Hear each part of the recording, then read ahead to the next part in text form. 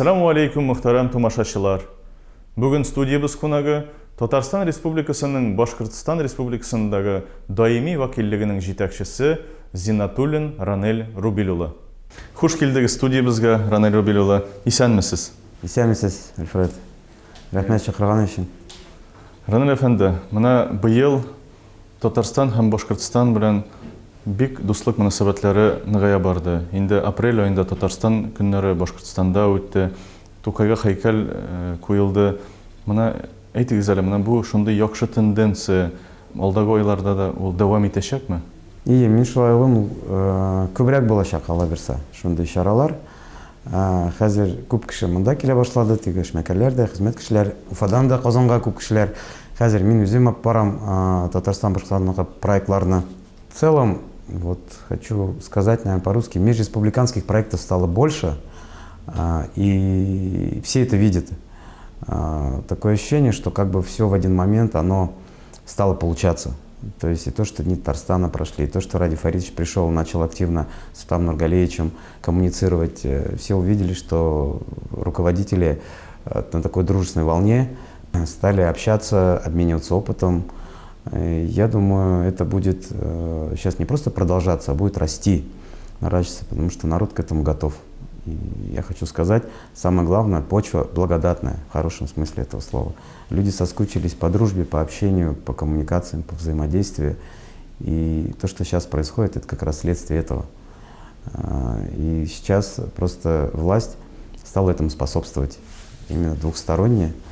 И те мероприятия, которые прошли, они еще дополнительно зарядили. Алла берсе, келесі жылға Башкортстан көннәре төшәк безнең Казанда. Алла берсе. Әле менә күптән түгел шундый сөйнешле яңалык булды. Башкортстан җитәкчесе Ради Фарид улы Хабиров Нефтекамскида яңа татар полилингваль мәктәбе булачак турында үзенең карарын чыгарды. Менә сез бу мәсьәлә буенча да нинди сезнең карашыгыз? Мин шулай уйлыйм.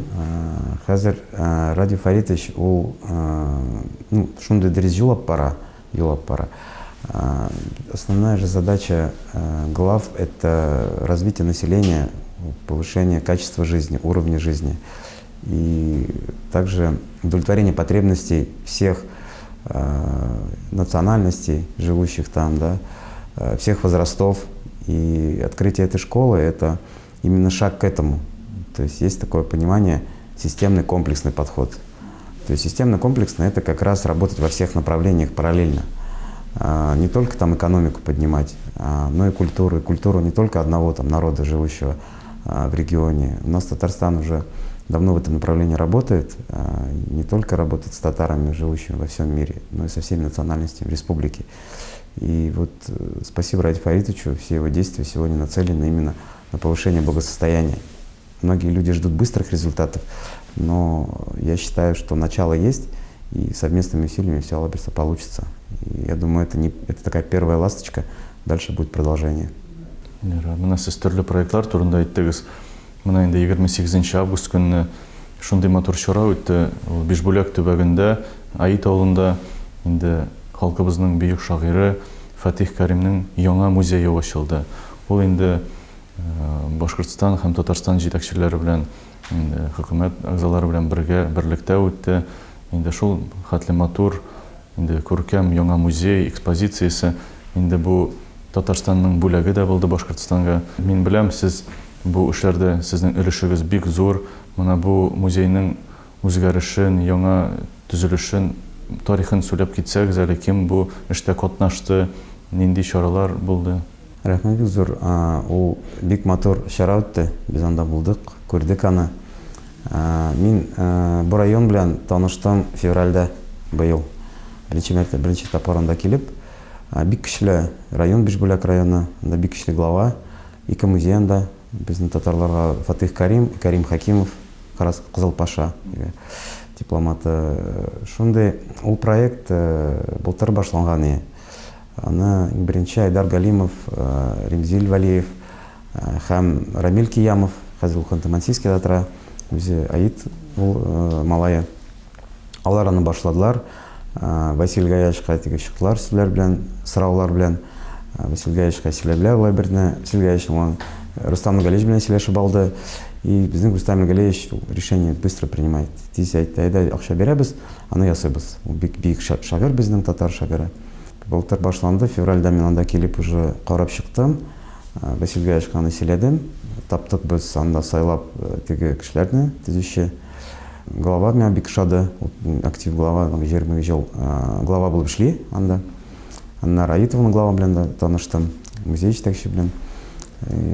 Татарстан көннәре үткәч, апрельдән соң без уже 6 майда аны җибәрдек эшләрне, теге кәгазьләрне. И вот мин как куратор булып, аны алып бардым. Меня глава атна сайын теге фотографияларны җибәрде, мин Казанга җибәрдем. Ул шундый команда, ул Рамил Айдаргалимов, Ремзил Абывалиев аны башладылар. Без аны шулай как алып барып, 3 ай эчендә аны уже бетереп тә чыктык. Василий Гаевич әйтте, августта бетергә кирәк ачарга да. Ул 28 августта уже Василий Гаевич да уже килде. Ул бу 3-4 ай эчендә 4 тапкыр килде Аитова. Анда карап, теге инспекция белән, аннары ниндидер какие-то советы давал. И без аны 28 матур итеп ачтык, концерт булды, күп кеше килде, бөтен районнардан, Башкортстандан, Татарстандан 40 кеше килде. Мин аны шулай улым, ул опять әлегә башладык, аны теге развивать да ул районны. Потому что хәзер әйтәләр бит теге турист потенциал Башкортстанга бик зур, и әйтәләр инфраструктура төзергә кирәк монда. Вот уже башладык, бу бит инфраструктура, жаңа матур музей. Анда хәзер Татарстандан да, Башкортстандан да, Оренбург өлкәсеннән дә балаларны алып килергә кирәк, күрсәтеп безнең тарихны. Анда хәзер 2 музей бар бит, дип әйткән. Ниндидер туристик маршрут җибәргән анда. Муса Джалил музейына карап, аннары монда Аитова карап. И анда туристлар килә башласа, ул даже бу авылга развитие булачак. Потому что анда музей ачканда без аны күрдек бит. Уже анда бер эшмәкәр торды, теге кружкалар сатып, теге магнитиклар сатып. Как раз это развитие. Вот шул якка карасак, без инфраструктура ниндер төзгәндә, яңа инфраструктура ясаганда, сразу туристик потенциал булсын инде на будущее. Бик әйбәт чара. Мин аны шулай уйлыйм, теге хәзер Кәрим Хакимов музейын шулай тоже ясарлар, Алла берсә, акча табып. Бик зур рәхмәт бу командага, күп эшләде. Потому что шундый бик кичле проект. Эчендә шундый матур итеп төзеп ясап, без аны Националь музей безнең Татарстанга катнашты да. Теге проектный институтлар, шундый команда, межреспубликанская команда булды инде. Башкортстан, Татарстан, Ринар Хакимова да бик зур рәхмәт. Иванов ул аны килеп ачты, матур сүзләр әйтеп китте. Безнең кешеләргә дә рәхмәт, бик зур. Сезгә зур рәхмәт, чөнки чыннан да музей шул хәтле бинасы да инде бигрәк тә экспозиция шул хәтле заманча фильмнары инде халкыбыз чыннан да шундый балаларыбыз бигрәк тә ул музейларны күрсәләр, инде бик зур үрнәк, бик зур дәрес булыр иде. Мин анда 6 тапкыр булдым. Анда балалар белән таныштым, теге мастер-класс үткәреп, бик анда хәр дусландык. Бу кешеләр белән чакыралар, айда сайын килегез кунакка, хәзер Алла берсә. Тамам булып чыкса, барып килермен, карап. Фатих Карим музейының ачылышына безнең программаның төркеме дә барды, хәзер сезнең өчен бу чарадан сюжет күрсәтәбез. Отаным өчен бәлки бу хат соңгы хатым булыр. Иң дәһшәткә утка керәмен. Шулай була калса, кояшны да бүген соңгы тапкыр күрәмен. Мин сугышка кирсәм, дошманыңның йөрәгенә төзеп атамын. Үзем үлсәм, балаларым кала минем гомерем булып, ватаным. Кала дөнья, кала бар матурлык, ал чәчәкләр кала болында. Чәчәкләргә төрелеп изем кала, җырым кала. Үткән юлында. Үләм икән, үкенечле түгел, бу үлемнең миңа килүе. Бөек җыр ул, бөек ватан өчен, сугыш кырларында үлүе. Менә шулай. Татарстан Республикасы хөкүмәте премьер-министры урынбасары, Бөтен дөнья татарлары конгрессы Милли шура рәисе Василий Габделгаяз улы Шәйхразиев үзенең сәламләү чыгышын Фатих Каримның шигыре белән башлады. Аит авылына Татарстаннан зур делегация килде. Алар арасында Фатих Каримның кызы Лейла Каримова, Татарстанның халык шагыйре Ринат Харис һәм башка дәрәҗәле кунаклар, зыялылар. Башкортстан Республикасы Хөкүмәте исеменнән премьер-министр урынбасары Линара Хаким кызы Иванова тәбрикләде. Не надо плакать надо мной, ведь это словно песню спеть. За счастье Родины своей на поле боя умереть.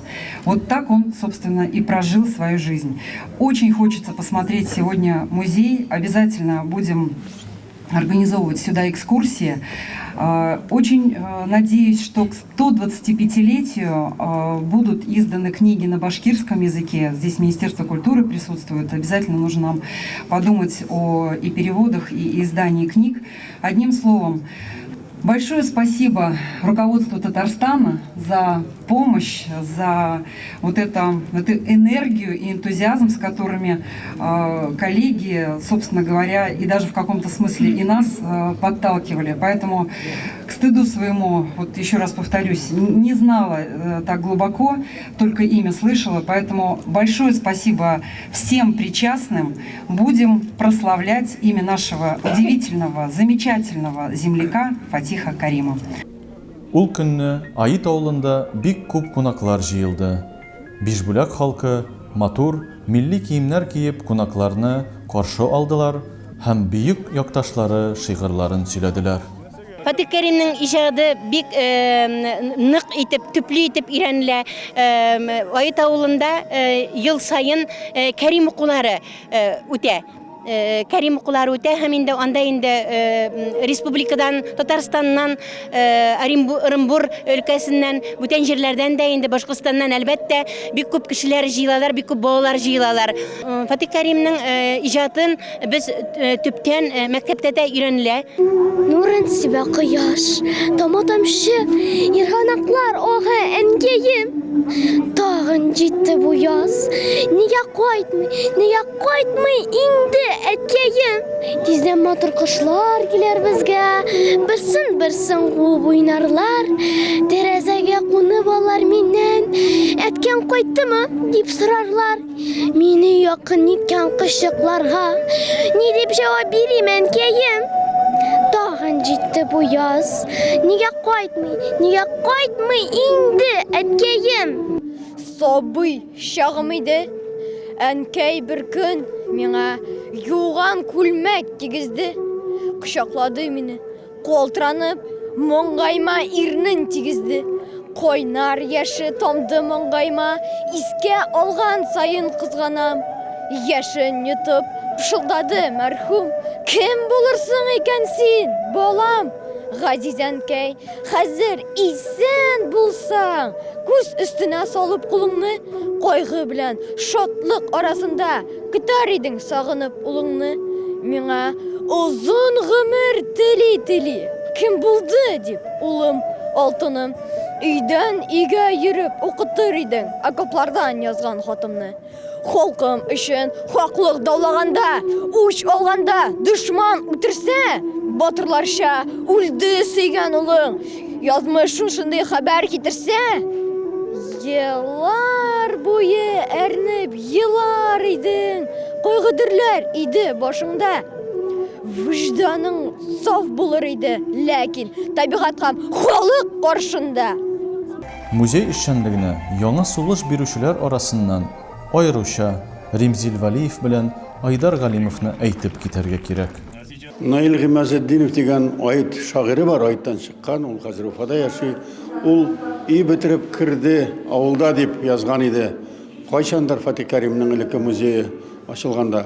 Музей ачылган вакыт ул 47 ел элек, 48 ел элек. Анда тырыштылар минем татар теле укытучысы Хатира Изатуллина, Сәмига апа һәм Лутфи Гадилев, ул Кәрим Хакимовның сеңлесенең киявы иде, бөек журналист, Уфада телерадио җитәкчесе булган.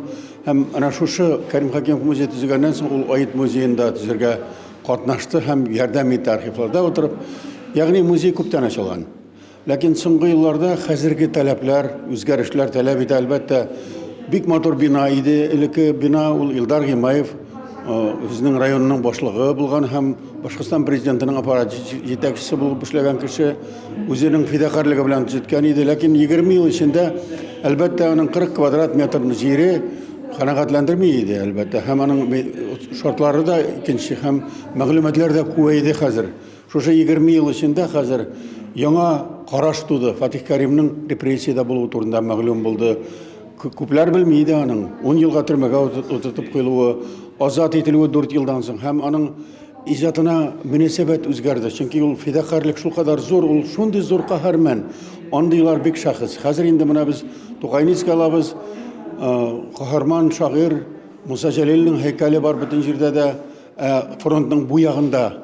Шулай үз канын агызган һәм окопларда утырып 158 шигырь, 9 поэма язган һәм бер юлы саперлар взводы белән дә командовать иткән Фатих Кәрим кебек башка шагыйрьләр, язучылар татарда гына түгел, башка халыкларда да юк андыйлар.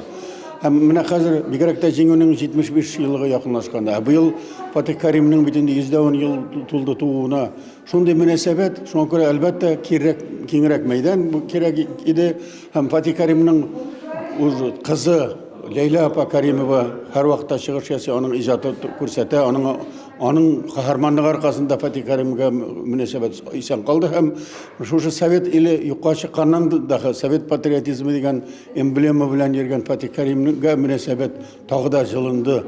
Шулай Лейла апаның мөнәсәбәте һәм авылдашларының кастерләве аркасында музей яшәде матур гына. Хәзер шушы бинага Татарстан президенты Рөстәм Миңнеханов ярдәме белән һәм Татарстаннан килгән белгечләр, милли музей белгечләре экспозиция ясап, шушы музейны яңарттылар. Һәм Татарстан премьер-министр урынбасары безнең Шәһрәзиев Васил Гаязович, безнең татар конгрессының милли шура җитәкчесе, шушы эшне йөреп чыкты дип уйлыйм, чөнки президент белән дә сөйләшергә кирәк. Һәм шушы эшне оештырырга кирәк. Ул монда берничә тапкыр килеп, төзәтте һәм андагы координациялап барды. Әлбәттә, мөрәҗәгать ителде Уфа җәмәгатьчелегенә дә, башка. Менә мин Казанда яшәүче Бишбүләк кешесе, мин Аит урта мәктәбен бетердем, һәм Фатих Кәрим рухы белән тәрбияләндем. Шушы эшкә без шатланып, сөенеп катнаштык. Һәм Лейла апа, Ринат Харис, Татарстан халык шагыйре, без инде шушы музей булсынга киенеп, куанып яшәдек. Һәм менә Фатих Кәрим яңадан яшәреп, аның каһарманлыгы тагы да зуррак булып күренеп, хакыйкатны күбрәк итеп күрсәтеп, шундый күрәбез. Мондый музей турында һәм мондый бүгенге көн турында хыялланырга да насыйп булмагандыр. Чөнки шушы ачылышка Казаннан китерилде Фатих Кәримнең үзенең шинеле һәм аның итеге. Аның бит һәлак булган көнендә бергә сугышкан сугышчылары үзенең взводындагы солдатлар салып җибәргәннәр семьясына шушы аның киемнәрен. Һәм ул иң кадерле реликвия, иң кадерле ядкар. Чөнки шагыйрьнең каны тамган, аңа 3 пуля кергән бер көндә. Һәм аетлылар, һәм шушы бәйрәмдә катнашучылар күрә ала. Менә нинди каһарман булган, шагыйрь генә түгел, каһарман булган. Шушы ядрә җанын алган Фатих Кәримнең җаны хәзер шигырьләрендә кайтты. Яши һәм яшь буын аның язмышында, иҗатында, тормышында һәм аның чыгып аяк баскан җирендә белергә тиеш һәм беләчәк тә. Мин ышанам, Аитка да хәзер Фатих Кәримгә дә килүчеләр тагы да күбәер һәм шигъриятны, халыкның телен, әдәбиятын, мөнәсәбәтен, тарихын белергә теләүче яшьләр тагы да күбәер дип өметләнәм. Мин бу музейның элекеге чакларын беләм. Ничек булганын беләм. Менә шу стеналарына иде. Экспонатлар идәннәрдә хәтта яталар иде. Зур эшләнде, бик кирәк эшләнде. Монда инде ниндер шикләр, Башкортстан, Татарстан дип кенә түгел. Батырлык ул, аның шикләре юк. Җитмәсә ул батыр, ул шагыйрь батыр. Окопларда язган шагыйрь.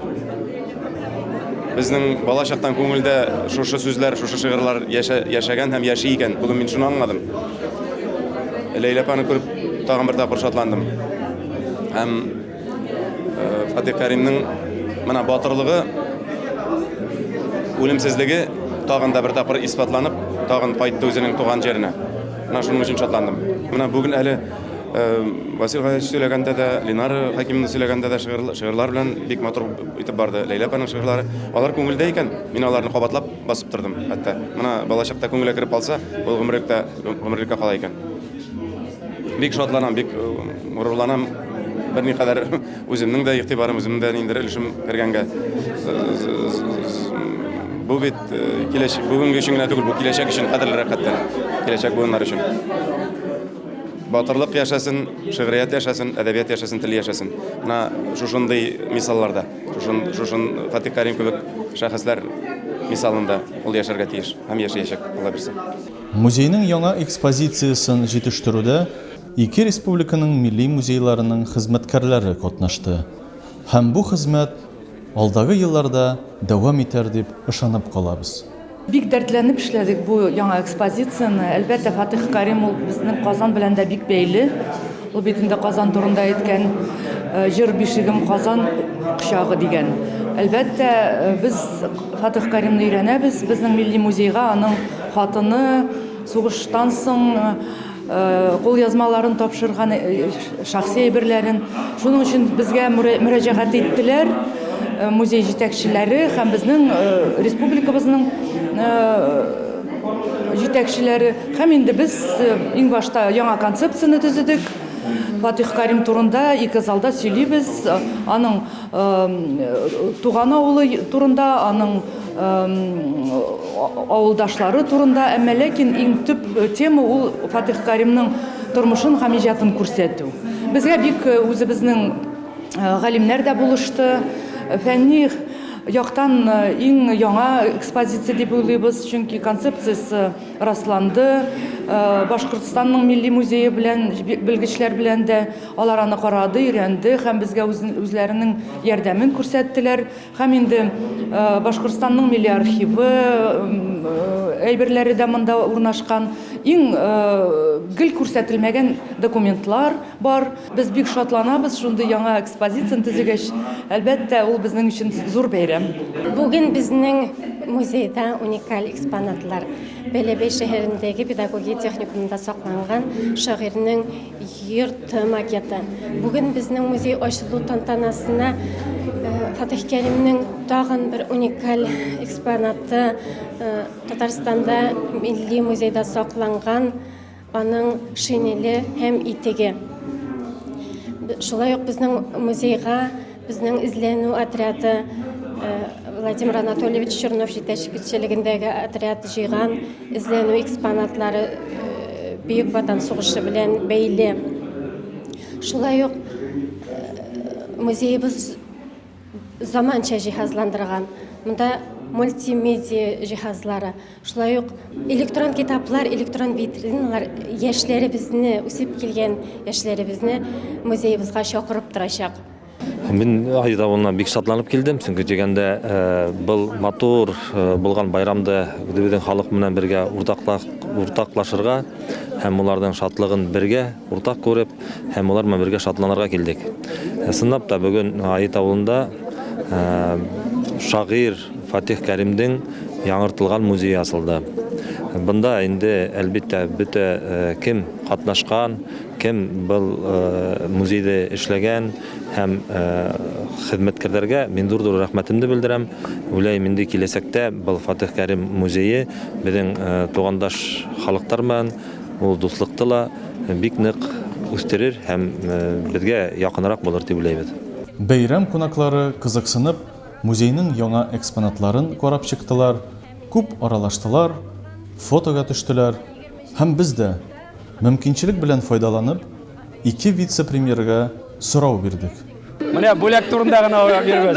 Без дуслык өстеннән эшлибез. Шуңа күрә менә бу хактан да бу музейны яңадан ачу беренчедән Башкортстан Республиканың хөкүмәтенә бик зур рәхмәтебезне белдерәсебез килә.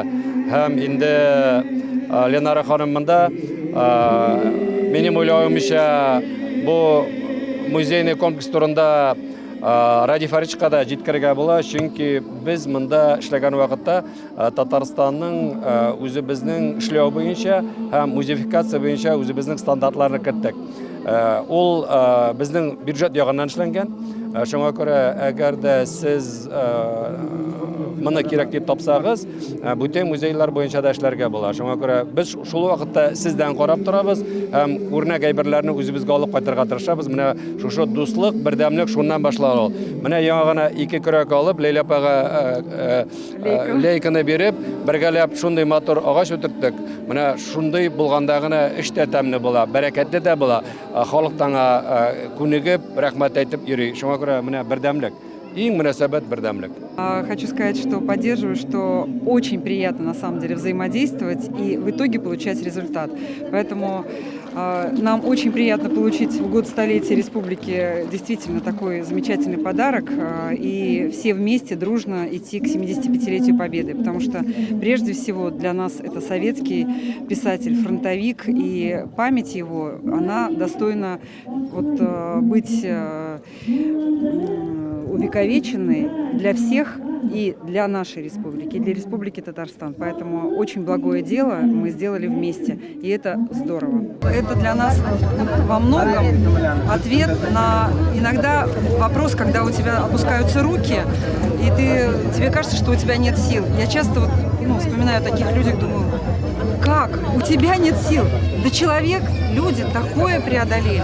Поэтому, мне кажется, это настолько важно, я еще раз говорю, для всех наших граждан нашей страны.